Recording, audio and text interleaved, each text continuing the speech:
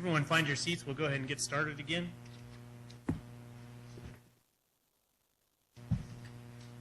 Call back to order the meeting of the Nevada Board of Wildlife Commissioners after lunch. We're going to restart at item number 11, Commission Regulations for possible action, public comment allowed. Item A, Commission Regulation 15-09, Amendment number 3, Big Game Seasons, Game Division Administrator Brian Wakeling. For possible action, the Commission will consider Amendment number 3 of the 2016-2017 hunting seasons and dates to specifically address inconsistent fall 2016 season dates established previously for the Interstate Antlered Elk Hunt in Unit 091 shared with Utah. Mr. Wakeling. Thank you, Mr. Chairman, members of the Commission. You may recall that the Commission routinely deals with seasons and the establishment of those seasons every other year in January. And so back in January of 16, you dealt with some of the amendments. You also did so in January of 2015 with the overall season establishment. At that time, and part of that season date, the department makes recommendations about an interstate elk hunt that's shared with Utah. At times, it can be challenging to, when we're working on those recommendations, projecting 2 years out. Sometimes, especially when you're working with another state, another commission, sometimes things may get adjusted. And so Utah adopted slightly different dates for the interstate herd, and we just learned about that in June. And so we wanted to bring forth an amendment to our commission, and we also wanted to bring forth an amendment to Utah's commission. Our commission is meeting obviously today and tomorrow, and so we're asking you to act on a recommendation to amend those season dates for that interstate herd to allow for essentially what had happened.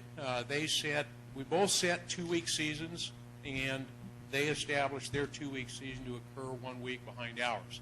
And so when an individual is drawn for the hunt, they have the ability to hunt in both states. Only now we've got this differential season, and so we're asking Utah to consider moving their start date up, and we're trying to ask our commission to move our end date back. What that will essentially do is increase the length of the season by 1 week. It'll make Utah's season start a week earlier and ours end a week later. The Utah Commission is also addressing this. They will be, I was in correspondence with Bill Bates from the Utah Division of Wildlife Resources.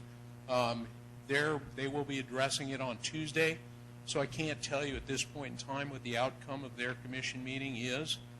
However, based on, we would inform them on the commission's decision today, and if they ultimately, regardless of what they ultimately do, we will inform our hunters of what the new season dates and the fact that we do have a discrepancy is, and provide them with the opportunity to bring their tag in, get a new tag with has the correct dates, or use the letter that we send to them as evidence that the commission did potentially amend the dates or not, depending on what the commission's ultimate decision would be. And so we have a commission order CR 1509 amendment number 3 proposed. That proposal does have in red in addition to the change, which would be going to September 10th to October 7th, it was September 10th to October 30th. If the commission chooses to go forward with this, that would be, the new dates would be through October 7th. There is a red highlighted note in here that indicates that the Utah seasons are different. Should the Utah Commission adopt that, we would propose that we eliminate that, obviously, that red section. And so the department would encourage the commission to vote to approve this amendment. Thank you, Mr. Wakeling. So my only question is there going to be an issue if we change and they don't? We don't believe that there's going to be any issue with the date change. We don't believe there's going to be any issue with any other additional overlaps. We had initially started to contact some of the hunters to see what would happen if we just moved the whole hunt back a week. First hunter we contacted indicated they already had plans for the week afterwards, so this is probably going to be the least impact. We don't believe it's going to change. It's a very small number of tags, about 15 tags in all. Not going to have a huge effect on harvest. It's not going to have a huge effect on anything. It just presents greater options, eliminates the challenge they might have if they had a staggered season where they have to respect the interstate boundaries, which are difficult to determine in that area. Mr. Wakely, any questions from the commission? So Brian, just correct me if I'm wrong, the guys with tags in their possession right now have a tag that says September 12th through October 2nd? They have a tag that says September 10th through the 30th. So essentially we're cutting however many days off the end of our season? I'm sorry. It was September 10th to September 30th? Or September? That's correct. Okay, so we're adding 7 days. That is correct. We're adding 7 days. We're proposing adding 7 days to the end of the season. What we're asking Utah to do is add 7 days to the beginning of their season. Their season dates are September 17th through October 7th. But Utah's considering next week taking the season start date to September 10th. Mr. Chairman, Commissioner Johnson, that is correct. On Tuesday, we expect them to take action on that. So it would be understood if we pass this as is, what you presented, that if Utah changes, you would remove If, Mr. Chairman, if the commission chooses to pass it, then exactly what you see in the CR right now is what we would have with the red footnote on there identifying that Utah's is different. We would still contact the hunters and let them know of what the open areas are in the timing. If their commission also amends it, we'll still contact the hunters and we'll let them know, they've got the full season to participate.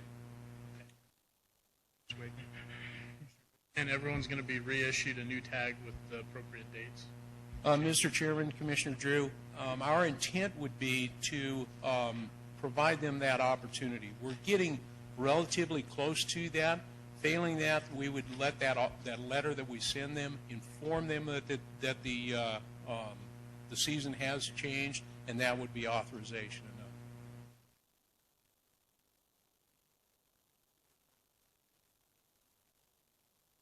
Seeing none, I'll take it out to public comment in Las Vegas.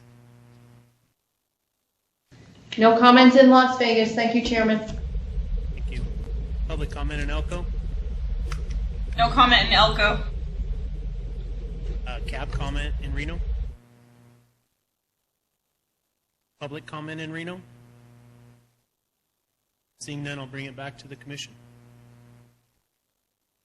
Mr. Chairman, I'll move to approve Commission Regulation 1509 Amendment 3, big game seasons for as submitted by the department. Second that. I have a motion by Commissioner Young and a second by Commissioner Hubbs to approve CR 15-09 Amendment Number 3, 2016 big game seasons as presented by the department. And it's implied that the department will notify all the sportsmen with that motion as to both what we do and what Utah does. You're clear on that, Brian, don't you? Okay. Hearing no further comments, I'll call for the question. All in favor, say aye. Aye. Opposed? Hearing none, motion passes unanimously. Thank you, Mr. Chairman. Thank you.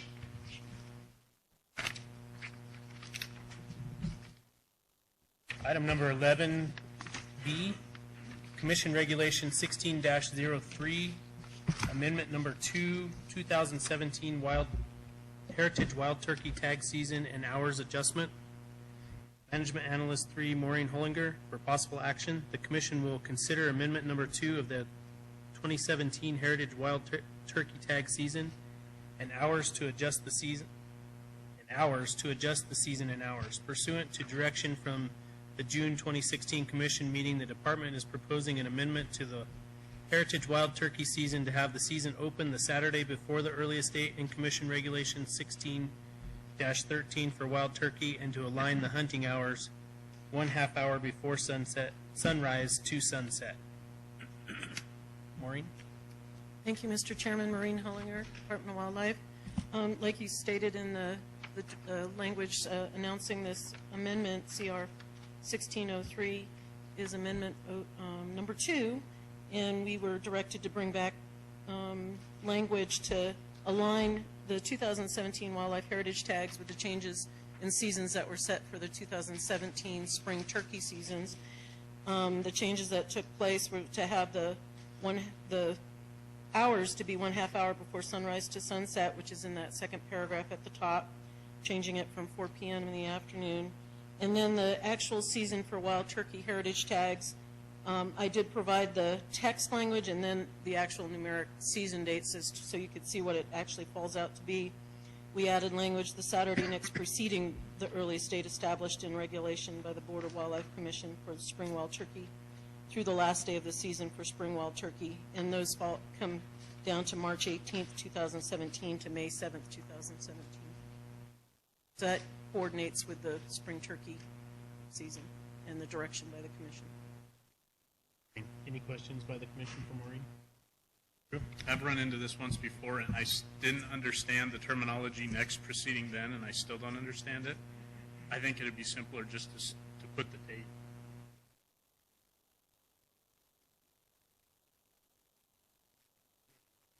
Or questions?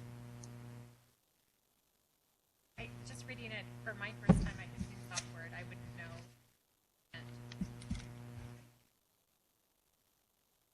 Further comments or questions?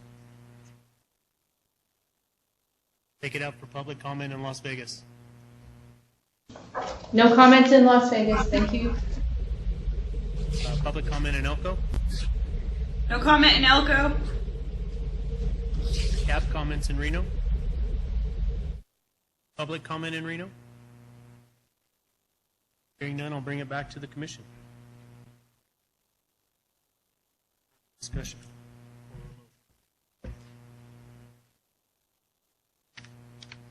Mr. Chairman, I'll make a motion Commissioner Valentine. that we approve Commission Regulation 16-03 amendment number 2 with the change that we eliminate the Saturday next proceeding and just Second. I have a motion by Commissioner Valentine and a second by Commissioner Drew to approve CR 16-03 2017 Wildlife Heritage Tags Amendment Number 2 as presented by the department with the following change of removing the Saturday next preceding the earliest. Yeah, so all the rest of it language would would be eliminated, and it'd simply state March 18th, 2017 to May 7, 2017. Everyone clear with the motion? Comment? Hearing none, I'll call for the vote. All in favor say aye. Aye. Opposed? Hearing none, passes unanimously.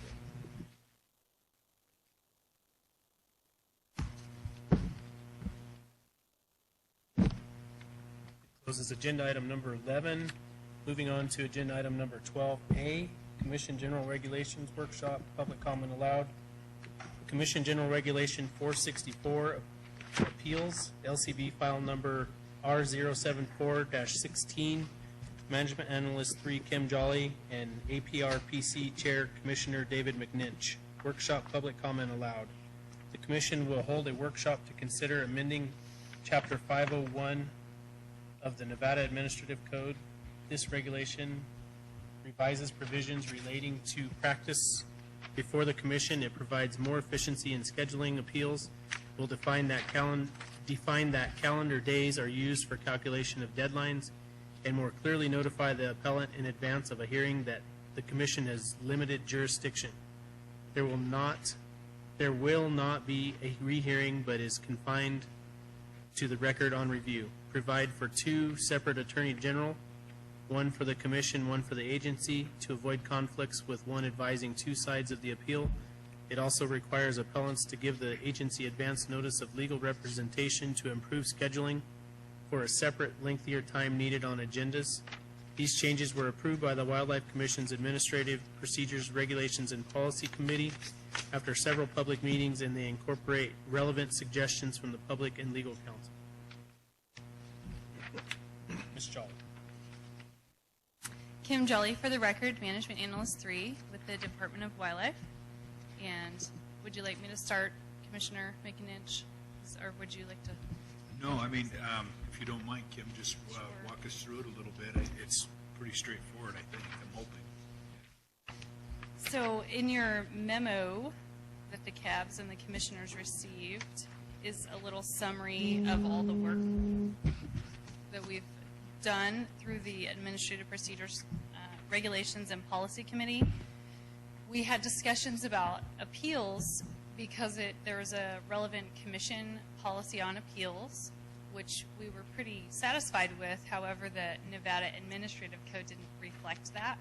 So our APRC committee proposed different changes, and we heard from the public, we heard from both DAGs, and had, I believe, 4 public meetings on this.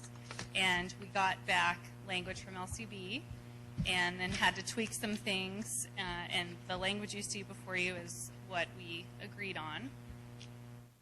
And in my memo, basically the only changes obviously are in blue or red. We were really trying to make it clearer for the appellant and the department and the commission what can be heard and what the commission can do when an appellant comes before the commission. And so hopefully this will do that. So if you have questions, let me know.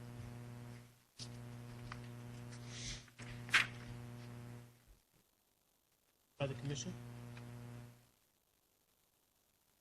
Anything further? Nope, I think that's it. The summary sheet on the front really helped explain what we were up to tonight. Hearing no more comments from the commission, I'll take it out to public comment in Las Vegas. No comments in Las Vegas. Thank you, Chairman. Public comment in Elko. No comment in Elko. Cap comment in Reno. Public comment in Reno. Hearing none, I'll bring it back to the commission. Chairman Wallace, I just had a brief comment, and that's related to section 2, which is in 501.153. That's on page 3. And that indicates, and that sets forth at least 14 calendar days that each part of the appeal has to file certain things with the commission. That's the document they intend to introduce into evidence, a written statement setting forth certain items. And I'd like to see that if a party fails to provide that as required, it can serve as a basis for the denial of the appeal. So that if they don't follow this regulation and they don't submit the items they're supposed to submit prior to the hearing, they can't walk in the day of the hearing and say, well, here's all my stuff. That maybe goes back to my profession and the procedure and the rules you got to follow. But I think this regulation should say if either party fails to submit the required materials, and I can work on language, that can serve as a basis or granting of the appeal. In addition, materials not provided in advance of the hearing will not be allowed to be introduced at the hearing. I don't want people in any of these appeals coming forward showing up with a list of witnesses and documents that they're not previously submitting to us. Yeah. Thank you, Mr. Chairman. It makes sense to me. The whole idea of putting of modifying the NAC was to make sure that the process is streamlined, take some of the hitches out of our appeals processes and the paperwork, and people coming in and wasting their time is really what it boiled down to. trying to make some clarification for folks. It's a reference point, so people aren't having to look at our policies. They're looking at NACs. Explains it clearly. That was the main reason for putting it in here. So, makes sense. I mean, that's why we're trying to do this, is so that nobody's wasting each other's time. Vice Chairman Johnson, do you have a specific location or specific wording, or is that something that... I would just add it in below in that 501.153 subsection 1. Then you have subsections A and B. I would just add it at the conclusion of that subsection. Like before A, or Actually, it would be just at the end of 501.153.1, where you get the subsection 2. Yeah, not as a subsection or its own statement. That would be fine.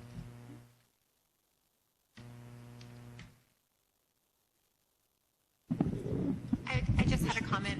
So would that be discretionary up to the commission? Because there could be a couple folks that do almost, it's like form over substance, 90% of it, and then fail to do one little thing and then lose their opportunity.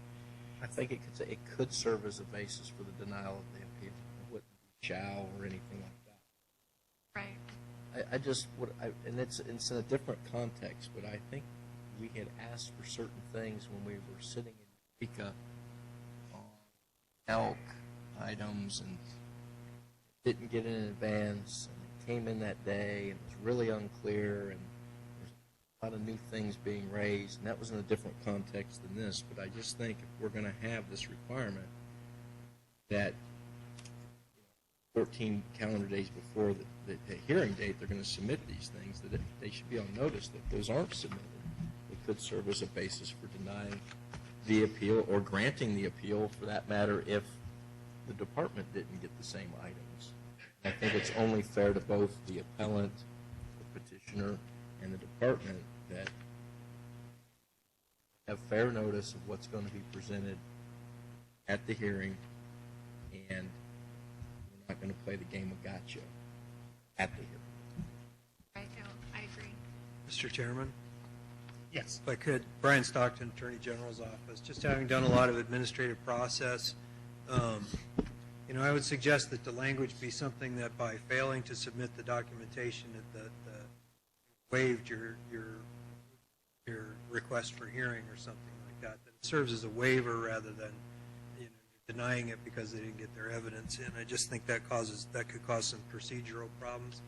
The other thing is, having done a lot of administrative practice, the courts are pretty loath, especially with a pro per, to allow dismissals on procedural matters. So when you send out your notice of hearing, you might want to include all these elements in your notice of hearing that says you must, must file your appeal within so many days, or not. I guess you've already filed the appeal, but you must submit these within 10 days. So that they're on notice more than having, especially with a pro per appellant, where they don't have to dig into the regulations to find this stuff and then find out that they've waived their right to hearing because they didn't read the regulations carefully enough. So those are my suggestions. And the other thing is, I'm sure Kim can address this, but the significant change like this will probably cause this to have to go back to LCB and be reviewed. Well, Kim Jolly, for the record, while we're at it, I have a question for Brian, because I think it was Dan Reich over at LCB that drafted this with us. Section 4, number 1, like the end of number 1, where it has this hearing de novo language, and then number 2, we inserted this blue language. Is that like contradictory, or? Just.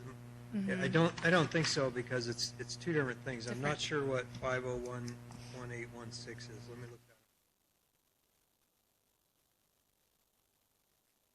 up. Okay, so the second one only applies to the demerit points, and so I don't think those would be consistent. So the second one I mean, the general rule of statutory construction is the specific controls over the general. So in all appeals except demerit points, you would use this de novo standard in Section 1, and then only demerit points, it would be, you just review the record that was made by, I assume, the department.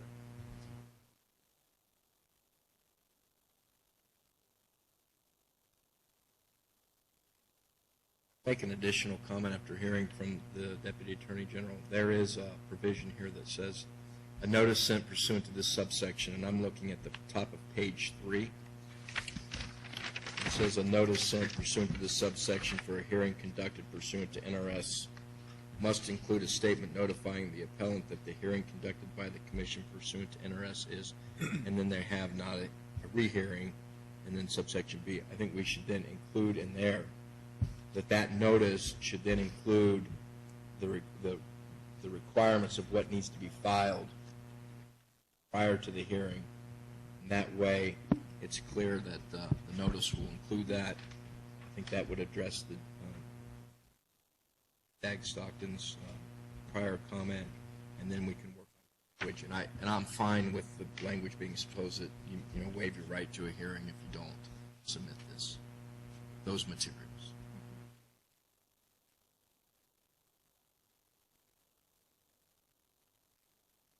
Anything further from the commission? I'm not sure how we go at this point. This isn't what's the procedure at this point. I guess my recommendation would be to maybe take a short break and get the language that Commissioner Johnston and that Dag Stockton are comfortable with, so that when we come out of the workshop, we know what language we're going to direct back to LCD. Does that make sense? Yeah. Rather than just now my effort to go paperless is going to hamper my ability to do. You caused it. I did. All right. I'll take ownership of it. Take a 5-minute break till 2:10. Just go. I will call the meeting back to order, and I think I'm going to have Vice Chairman Johnston summarize what they've come up with here, and then I will take it back out to public comment before we go. Thank you, Chairman Wallace. So if we look at page 3 of the proposed regulation, we would insert in section 4, at the end of section 4, at the top of page 3, notice must also inform the appellant of the items that must be filed pursuant to NAC 501.153 subsection 1, 14 calendar days before the date set for the hearing. That addresses the issue that the appellant, when they receive notice of the hearing, will be notified not only of what the hearing is, but of their filing requirements. And then at the end of section 2, actually, I'm sorry, it's 501.153, subsection 1, at the end, at the top of page 4, insert the language, a party that fails to file the foregoing may waive its right to a hearing on the appeal. And that refers back to the items that the person or the appellant and both the department, each party of the appeal has to file 14 days prior to the hearing. Kim, you have that? Okay, I'm going to take it back out to public comment since we've made some pretty good changes here. Any public comment in Las Vegas? No comment in Las Vegas. Thank you, Chairman. Public comment in Elko? No comment in Elko. And public comment in Reno?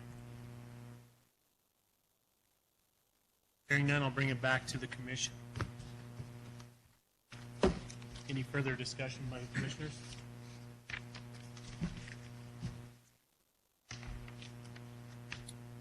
Mr. Chairman, I would move, where are we at on this one? I forgot. We're at workshop. This is a workshop. Is there action? Should we send it back to LCB? It's going to have to go back to LCB. Yeah. Should we take any action, or we just submit it back to LCB with these changes? Typically, and Brian, you can answer this, but we've been doing on workshops is if there's general consensus on how we want to move out of workshop, the chair just directs to move out of workshop with those changes, and then we'll bring it back for final approval when we get the language from LCB. You can handle it that way, or you can just have a vote on the language that's being inserted to, just for the record, so it shows that the commission's in favor of the changes. You don't have to, like Mr. Drew said.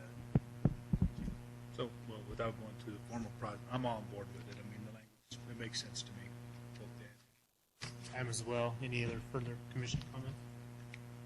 And I would say that we move it on out of workshop to LCB with the changes stated earlier. Bring it back at a future meeting. Thank you. These things are weird.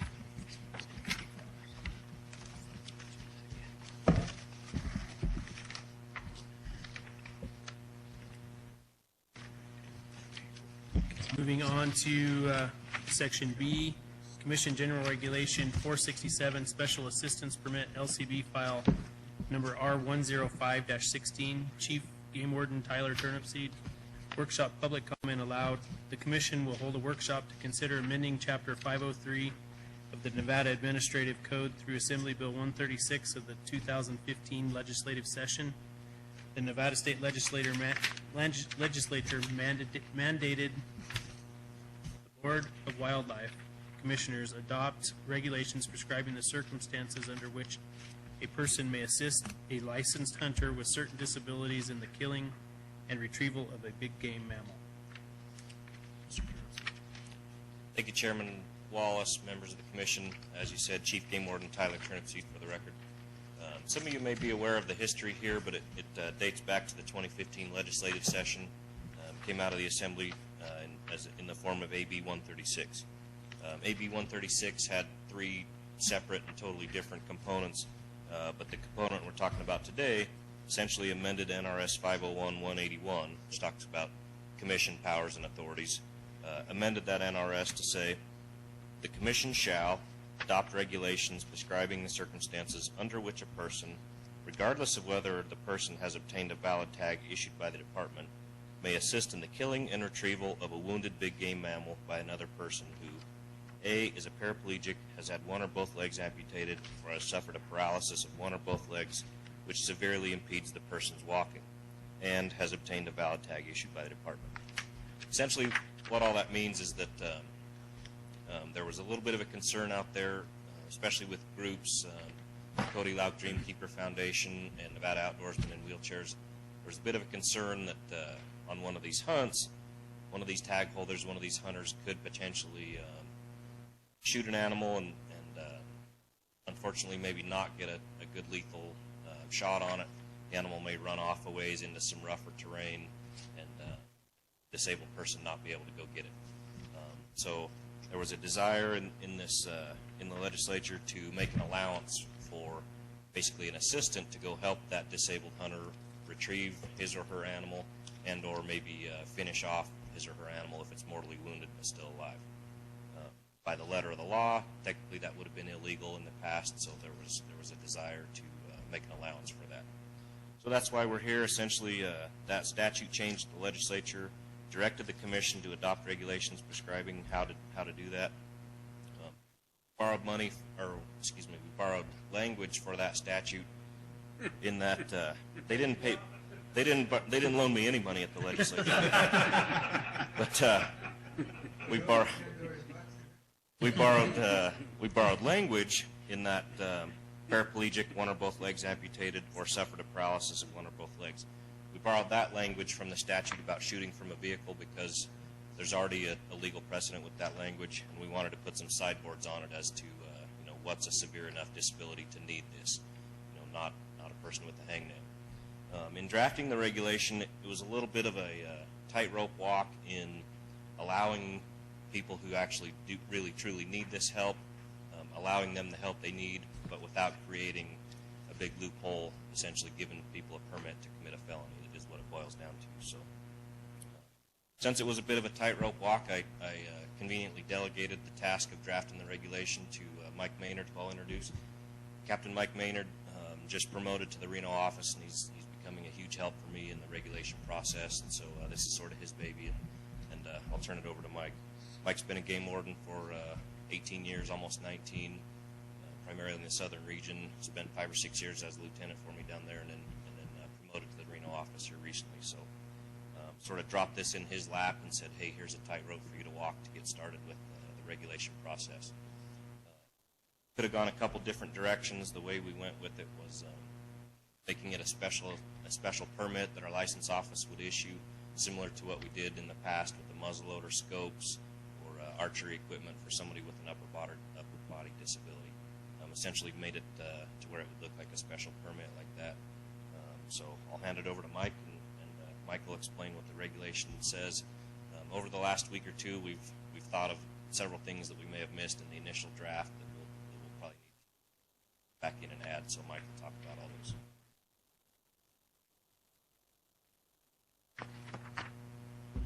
Thank you, Chief Turnipseed. Mike Maynard for the record, game warden captain. It had newly moved up to Reno. Brother, good afternoon. Members, today I'm going to go over the Commission General Regulation 467. As Chief Turnipseed mentioned, it was an NRS change that led to this. There was no NAC to really amend here. This was basically starting off from scratch. We had to just add in the language from different sources. We took several references from our NRS's NACs as well as several different states, such as Washington, New Mexico, Oregon, Utah, Montana, and Kansas, to look at their disabled regulations that they have that assist disabled hunters. Pick the parts that would fit with what we had and try and make something that would work with reasonable sideboards. Some of the issues we faced initially with the tightrope was this is greater in scope than any other statute or regulation that addresses a disabled hunter, and additional privileges basically that we're allowing them during their hunt. We have several regulations or NRSs which address this, like there's one for people who are blind, there's one for disabled vets, there's people can shoot from a vehicle if they're paraplegic, loss of use of the legs. That language was what was adopted and put into here. This LCB draft that you have before you has basically 8 sections. Sections 1 through 5 are the relevant ones we're going to discuss today. Sections 6 through 8 is basically a list of other NACs that would be affected by this change. Initially thought this would go under NAC 503, LCB reclassified it under NAC 502. There are some changes and additions. I'll include those as we go through the reg and go through kind of the white paper notes that you should have. Initially, as we said before, the same language is in NRS 503-165, Section 3, loaded weapon in a vehicle, gives paraplegic somebody who has one or both legs amputated or has suffered a paralysis of one or both legs, which severely impedes the holder's walking. That was pretty much almost identical to what went into the NRS change. That was basically the only real direction we had, other than that the assistant could help track down the animal if it was wounded and deal with tag issues such as fixing the tag, punching the tag upon reaching the animal, depending on where it was in relation to the hunter. I'll go over some of the issues. The first group, let me make sure. First part basically designs or defines what a designated licensed assistant is. That's the person who will assist the disabled tag holder, and defines what a special assistance permit is. The need for a permit, again, was due to the broad scope of the reg and what it allows. It was felt that there should be some oversight on what was happening in the field and who was doing it, versus just writing it into NAC to where all they had to do was look at the reg and help. The second part was what conditions are required to qualify for the permit. covers that they need to either be a paraplegic, amputee, paralysis, and one or both legs. The addition that we're looking at adding here comes from NAC 503, 146, and 146.5, which includes a certificate issued by a licensed physician certifying that the applicant has a permanent disability. It's suggested that you would consider that language to be added. It's not in the LCB draft we have before you, but given the scope of the draft and the language that it allows for, that would be a reasonable requirement, that a physician signs off that you do not have the use of your legs for one. The third process is that the application process by which the disabled tag holder and the assistant can, under that permit, that basically name, address, simple information that we would require in any permit. Maureen Hollinger was kind enough to assist with that. And it also has affirmatory statements, which would be included in the permit. It says that you're affirming that you qualify and that you agree to follow the statutes and regulations that are applicable to hunting. Some of the things we were concerned about making sure of was that, number one, the person could actually hold a Nevada hunting license. They had to have a current hunting license because they were potentially going to be allowed the opportunity to pursue and kill a game animal, tag animal for the disabled hunter. The other was that they weren't revoked, unable to get a license or essentially be in the field hunting, should not be allowed to assist.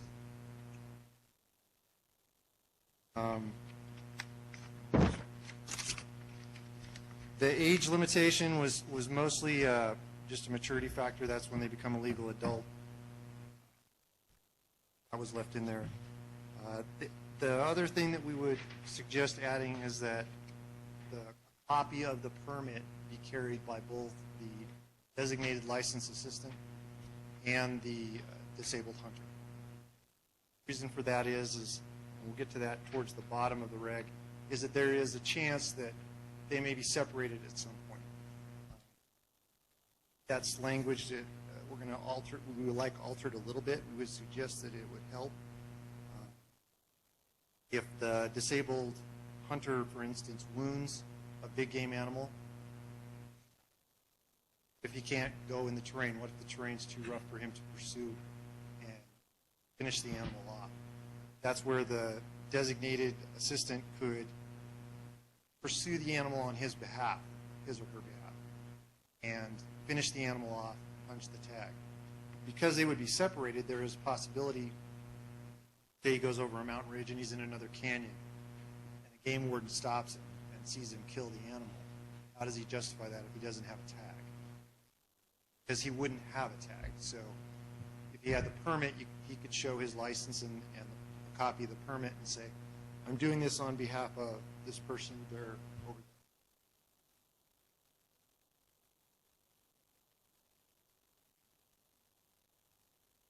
there. They would not have to, they would not be exempt from any other laws.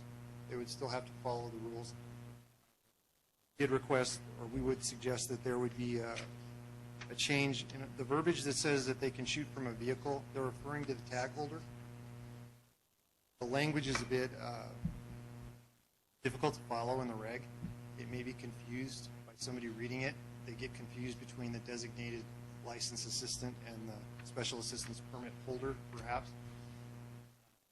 That's already covered, that that person is allowed to shoot from a vehicle under another statute, or under a statute. So we would suggest that that language just be eliminated for clarification. They already have that right. We don't need to list it a second time. There would be a separate permit for each tag, but they would not be required to have the same assistant. They could get a different assistant. And part of the reason behind this is if they have a separate permit for each tag, you can more closely track where you're getting your usage for the permit versus multiple tags. If somebody has 2 or 3 tags, let's say. And it also limits this is a very broad allowance we're giving somebody to go hunting, basically, and taking a big game animal without a tag. Because they're doing it on behalf of somebody else. That was reasonable, that basically the permit would be valid for the same time frame as the tag, and they would need a different one for each. There would be no cost. The permit would essentially be free of charge, so it's not an onerous burden to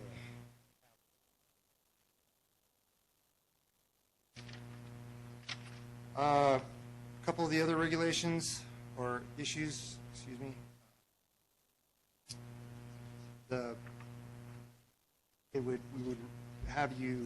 We suggest that you remove the shoot from the vehicle part.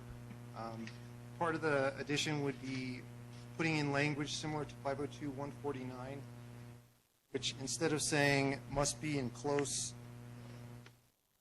proximity would be changed to accompanied at all times. The reason for that is this particular NRS already exists, and it's for a guided hunt, specifying that the guide needs to be must attend the hunter. It doesn't mean that they have to be within 20 feet. And part of this is because by virtue of definition, when you look at the latitude we're given the assistant to go into the field and pursue this game animal, they may pursue it for over a mile away from the hunter. So there's no real way to have them in close proximity if they're wheelchair bound. And again, the scope of that would allow for them to punch the tag and attach the tag to the animal. Some additional language or interpretation would be that, as we interpret it as the same as we do the guide reg or statute, that they would need to both be in the field at the same time. Meaning you couldn't claim that you were finishing off a wounded animal for somebody if they're at home in their house. They would have to be out in the field with you. They may not have to be on the same spot as you are, but it's unreasonable to say, oh, well, go home. I'll just come out here the next 3 days and look for this animal for you.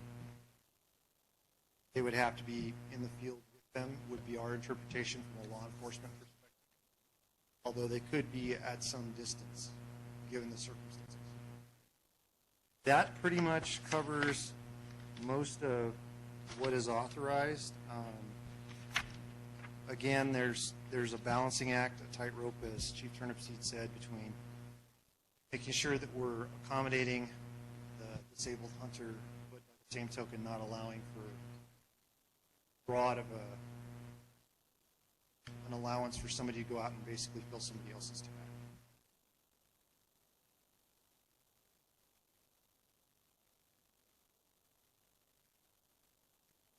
Great. Chief Turnipseed again, as Captain Maynard described, that's sort of a run through the regulation. I know he touched on several places where we may need to suggest some language changes.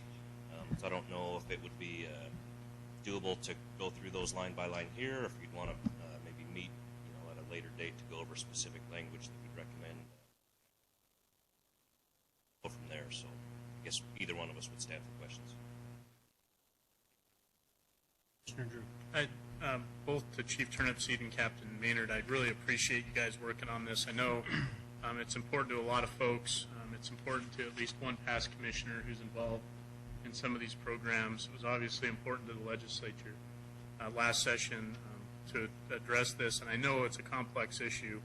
And I do have a couple of questions, and I don't want to be construed as me not appreciating your efforts, because I think you've done a great job of getting us to a starting point here. So just a couple of questions, and in part, some of this came from talking with past Commissioner Bliss in terms of some of the logistics on how some of these hunts happen. One of them was specific to having more than one assistant, and I guess my question is there any way that we would envision being able to provide more than one designated assistant per tag? Because I know in some cases, family emergency comes up, someone gets sick, all of a sudden you have a hunter who no longer can hunt because that designated assistant is out and it's Saturday and you're not going to get a permit. So do you guys envision a means by which we could designate more than one assistant per tag? That Commissioner Drew, I don't think that would be an issue.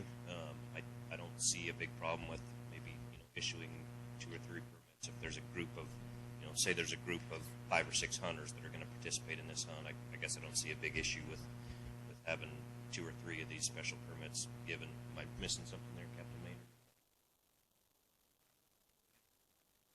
The only exception we'd have to look at is we'd have to put in some parameters on what acceptable. I mean, can this guy have 5 assistants in the field? Basically, he's got 5 guys pursuing the same animal. That, I think, would push the limits of what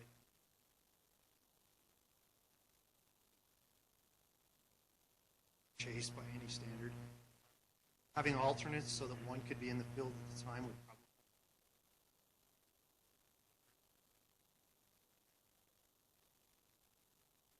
hunter assistant number 1 couldn't be there. He could.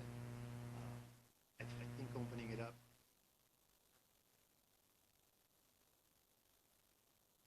Having more than one fine, but do you want? Yeah, and I understand that concern. I guess it gets a little bit to my next question, which is on Section 5, where we basically are talking about the disabled hunter having to have the person assisting them in direct contact. And I guess my question on that was, why would we put that provision there versus maybe putting it on page 4 where it talks about C, may in good faith basically harvest the wounded animal.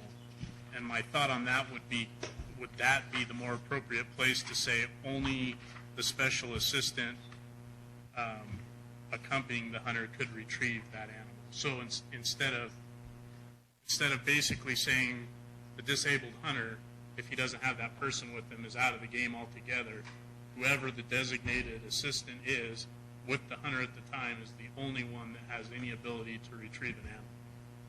So if we go to the concept of having multiple assistants, I think that does away with the assistant having an issue not being able to get out, on a tag that's already logistically difficult to get into the field on. Then it kind of puts the onus on the assistant being with the hunter and not the hunter having to have an assistant with him. Does that? Well, again, I think we can work on the wording on how to make that happen. If there's a assistant per hunter, and as far as where that would go in here, yeah, it would depend on the exact parameters we were allowing for that disabled licensed assistant or the special designated licensed assistant to what they're empowered to do, half of the hunter, and how many of them are empowered to do it at one given time.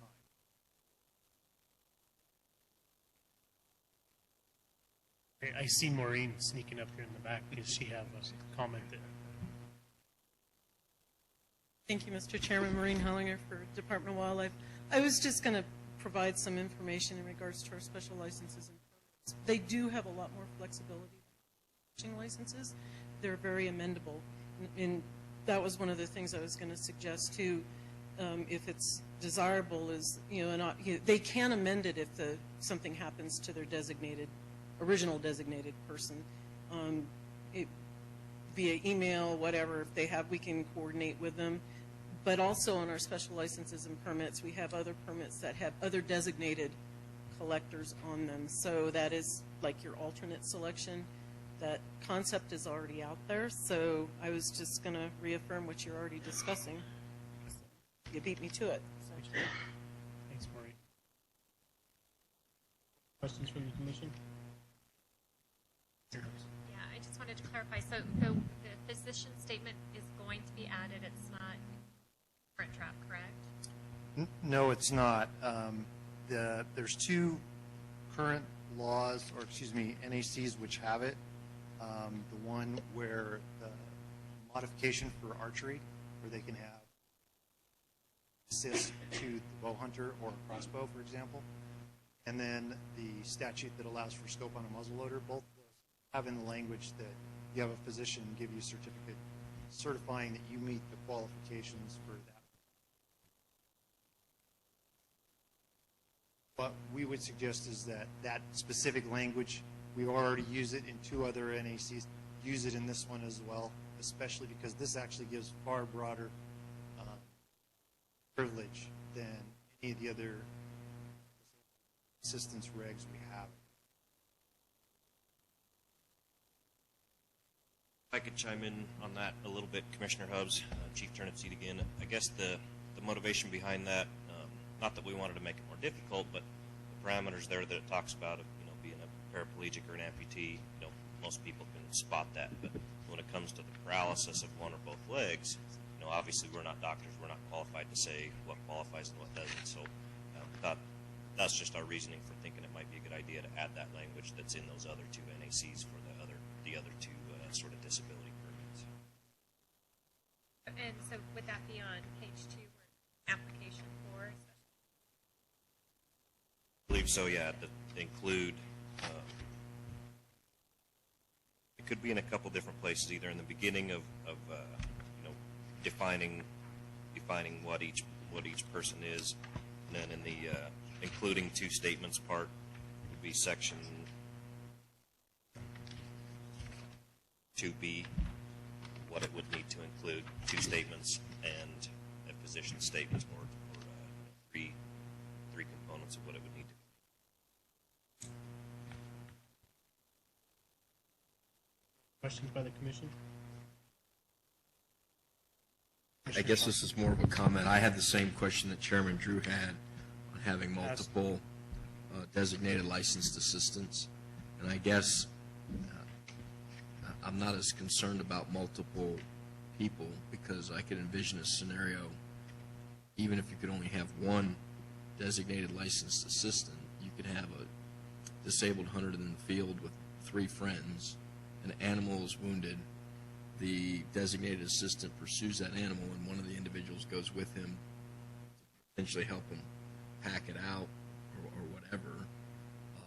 So I think giving people flexibility, especially when you think about 2-week seasons, to have more than 1 designated licensed assistants that help, I think that would be something that would be worthwhile. I don't think it's going to present a problem with people getting 7 and it creating some problem in the field. I just don't think that's going to happen. But I could certainly see where a disabled hunter would want to have more than 1, even in certain scenarios. So, if I may, to the commission, the only he can have right now, regardless of the permit or not, they could have as many people doing those particular tasks as they want, and that's entirely within the scope of this. The only thing that designated licensed assistant has that no one else has is the ability to actually attempt to take the animal, shoot it, kill it, or to do the tag punching and attaching, which are 2 tasks that are only relegated to the tag holder.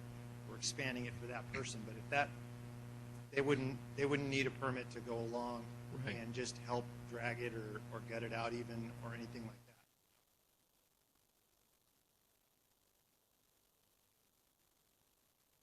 Further questions from the commission? Then I'll take it out to public comment. Public comment in Las Vegas. Yes, Mr. Chair, this is Jana Wright. I'm just curious on how many people are out there that we're talking about. Are we talking about like 5 disabled permits or 1,000? I'm just curious on how many of the population would even be applying for these permits. Thank you. Any further public comment in Las Vegas? No further comment, thank you. Hearing none, I'll bring it back. Actually, I'll public comment in Elko. No comment in Elko. And public comment in Reno.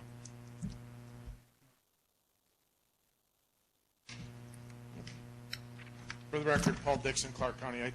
A couple of the guys at my cab actually found a regulation that exists in both Maine, New Hampshire, and Vermont that may assist Tyler and Chief Tyler and then Maynard in rewriting some of the statute stuff where you hear or this NAC, and that is that in Maine, New Hampshire, and Vermont, they allow two people to hunt on the same tag. And so the way they do that is they basically have a sub-permittee and an alternate sub-permittee are appointed by a hunter. So a hunter gets a tag for a moose. He can appoint a sub-permittee to hunt with him and an alternate. But when he's in the field, only one of those, either the sub-permittee or the alternate sub-permittee, can be with him in the field. The difference being, and what Clark County wanted you to consider, is expanding for the thing is that in these states, when you moose hunt, either the sub-permittee or the hunter can do the first shot. They don't have to wait for wounding. They could either one. And so we had rewritten some language that we gave you guys, suggesting that if you've got this open and looking at it, do you want to give the disabled hunter the ability to have somebody else take the first shot, or only the ability to have somebody follow up a shot on a wounded animal? But I thought that the language that existed here may be very helpful in trying to determine how other states have worked a sub-permittee and an alternate sub-permittee into the field, and that's been worked on at least 3 states. The only difference being is in those states that alternate or sub-permittee can actually take the first shot for the moose in the moose hunt. And I will give this to Chief Turnipseed so he can look at it and dig up more stuff on that, or should I give it to Suzanne and let her distribute it back to the system? Suzanne? Okay.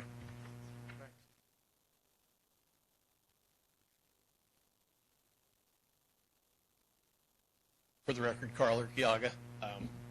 As the father of a young man who would qualify under this regulation and who has taken numerous big game animals, I thank the Commission for this, and I thank you gentlemen for the work.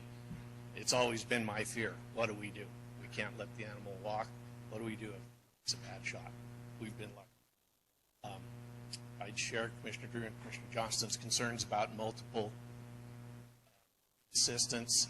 I can envision one of my sons wanting to be the assistant and be there Monday and Tuesday, and me wanting to be there Thursday and Friday, and both of us wanting to be there Saturday and Sunday.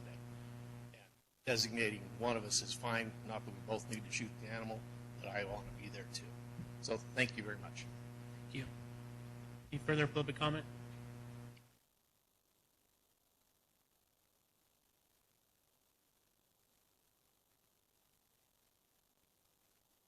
Record Fred Volz. I would echo Ms. Wright's comments that a lot of staff time has been spent on this regulation, and is it really necessary? Couldn't we just have a policy and be done with it rather than having all of this specific, detailed information? I'd like to know how many potential hunters we're actually looking at here. So it would be nice if somebody would answer that question. Thank you.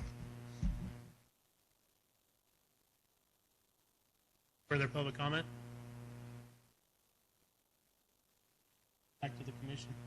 I'd like to address a couple of comments that were made. I think the comments about how many hunters this applies to are irrelevant. We've been given a charge by the legislature that's pretty direct. They didn't ask or seem to care how many individuals were affected. I can tell you that the outdoorsmen in wheelchairs, when they do their hunts, is more than a couple. I think a lot of people have been reluctant to get involved in this. Simply because of the concern that Mr. Urquiaga expressed. I know there's a lot more people and a growing interest in things like wounded warrior hunts. And so, to me, I would say that that question is probably irrelevant. I do think that there should be more than one assistant in terms of taking the first shot, as was suggested by one of the cabs. If my memory serves me right, and Chief Turnipseed, you can correct me if I'm wrong on this, but when this discussion came up in the legislature, I don't think the intent was ever to allow an assistant to take a first shot. It was purely in regards to the retrieval and assistance in taking an animal that maybe wasn't taken on that first shot. So I don't think there was ever an intent legislatively to allow the assistant to be taken the first shot. That's Correct, Commissioner Drew. In fact, the statute that was passed talks about retrieval of a wounded big game mammal by another person and then it describes the tag holder. So essentially addresses a big game animal that's already been wounded by the tag holder, not a shot by the assistant situation. Thank you, Mr. Trapsey. Any further comments from the commission? I don't know, and you may have already mentioned this, Jeremy, but if you were to, limit it up to, not more than maybe 1 to 3 assistants, that you could just limit. Did you mention just limiting the right to use that for a day, a period of a day? I mean, it's essentially who's ever doing that function needs to bear it, right? I mean, you can't have one shoot and then one tag. It would just be that one person would have to do those functions for that any given day. Right, I guess my intent with bringing that up would be, clearly there's a few things that probably need to be cleaned up that aren't before us today. And with the chairman's indulgence, I guess my recommendation would be maybe to provide the department direction to provide at least up to 2 alternate assistants in the regulation, and then maybe we bring it back to a second workshop with that change in terms of whatever you think the appropriate changes in the language would need to be, as well as the ones you listed to us, and then we'd have kind of all the changes in one place, and we'll do a second workshop at that point. Yeah, thank you, Mr. Drew. Unless there's any commissioners that have a problem with that, seeing none, I think that's the direction we should go. Sure. Thank you, Mr. Chairman, and if it's at your pleasure, we can add in the additions that Captain Maynard talked about, things that we thought of over the last week or two that probably needed to be in there. We can amend the part about up to 2 alternate assistants, if that's the pleasure of the board. I think that's absolutely what we're looking for. And we can try to get that second draft back to you and see what you think of it. I'm guessing it'll probably need to go back to LCB for another review, which will delay us till the November meeting, but it's probably the right thing to do. Director Wasley.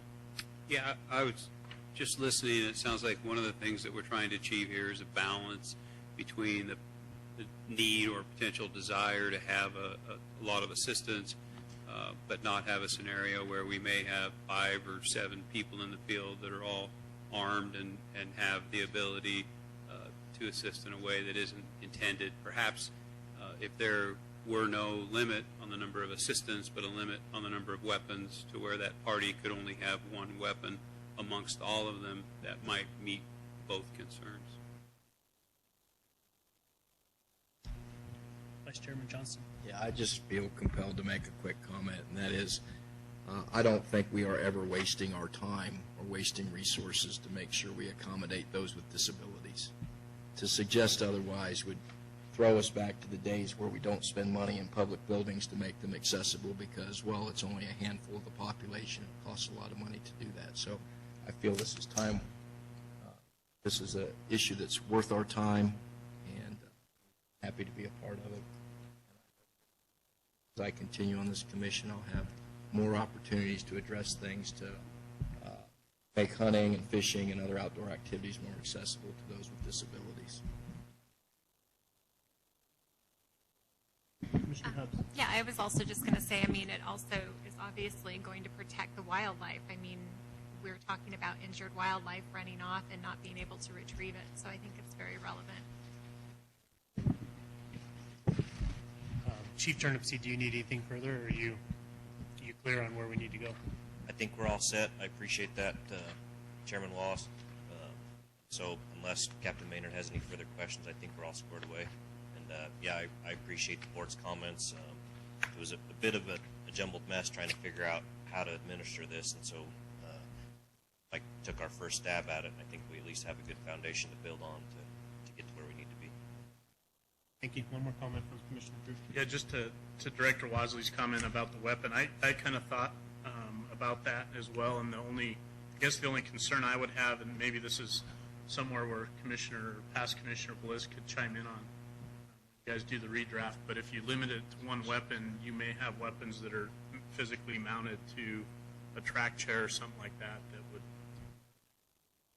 so. So I think there's a way we can do it. I'm hoping the direction we provided gives the flexibility to make that happen. And again, I appreciate you guys, starting from scratch and giving us a base to work. Thank you. Mike Maynard for the record. If I could just add real quick clarification on the weapon. We did have a part in there that we want the designated licensed assistant has to use the same type of weapon that the disabled hunter does. Weapon class. It doesn't have to be the same rifle, but it has to be a rifle. It has to be a legal caliber so that it stays in the spirit of fairness and gives everybody very much for your time. Thank you both. The flavor of the commission, do we need a break or are we good to go? I'm hearing we're wanting a break, so let's take a 15-minute break till 3:15.